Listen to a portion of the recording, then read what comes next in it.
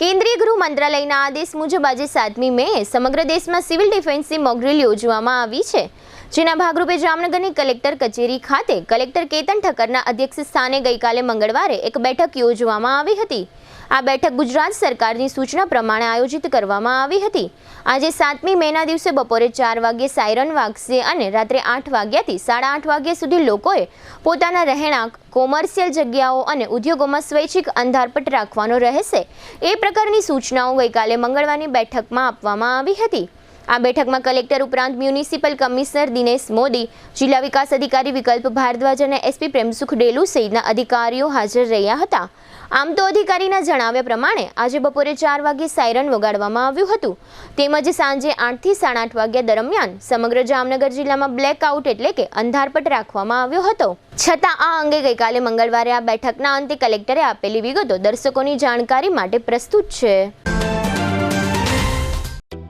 જામનગરમાં છેલ્લા 10 વર્ષથી રિયલ એસ્ટેટમાં પ્રખ્યાત નામ ભવ્ય બિલ્ડકોન લાવી રહ્યા છે જામનગરમાં ખૂબ ઝડપથી વધી રહેલા વિસ્તાર એટલે લાલવાડી, જેમાં લાવી રહ્યા છે માત્ર 1 મિનિટના અંતરે તમારા માટે એક પરફેક્ટ લોકેશન પર 3 અને 4 BHK લક્ઝુરિયસ પ્રીમિયમ ફ્લેટ અને કોમર્શિયલ શોપ્સ એટલે ઓર્ચિડ ગ્રાન્ડ, એ પણ 80% લોનની સુવિધા સાથે।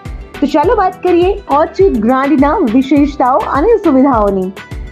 RERA approved, club house, gym, children play area, multipurpose hall, walking track, senior citizen area, gazebo, EV charging point, personal allocated parking, 2 lift, CCTV camera, power backup for common area, underground and overhead tank, RCC frame structure, fire safety જેવી બીજી ઘણી બધી સુવિધાઓ તો આપ રાશિની જોઈ રહ્યા છો।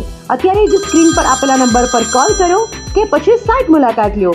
અમારું એડ્રેસ છે orchid grand near income tax office beside Trimandir, Lalwadi main road, Jamnagar.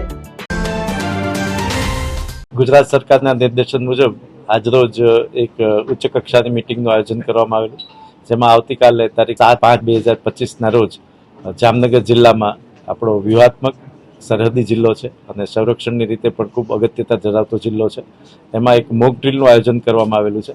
આવતીકાલે સાંજે 4 કલાકે જામનગર જિલ્લાના વ્યૂહાત્મક લોકેશન્સ ઉપર મોક ડ્રીલનું આયોજન કરવામાં આવશે।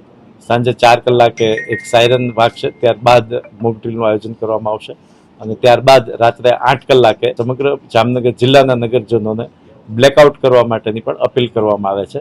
રાત્રે 8 કલાકથી રાત્રે 8 કલાક અને 30 મિનિટ સુધી એટલે કે કુલ 30 મિનિટના સમયગાળા માટે તમામ નગરજનોને પોતાના રહેઠાણ, પોતાના ઔદ્યોગિક અને પોતાના વાણિજ્યના ક્ષેત્રોમાં લાઇટનો ઉપયોગ ન કરવા માટે જણાવવામાં આવે છે। આ સમયગાળા દરમિયાન તમામ હોસ્પિટલો અને તમામ જે આયુર્વેદને લગતા અને મેડિકલને લગતા તમામ હોસ્પિટલો પોતાનું કામકાજ ચાલુ રાખશે।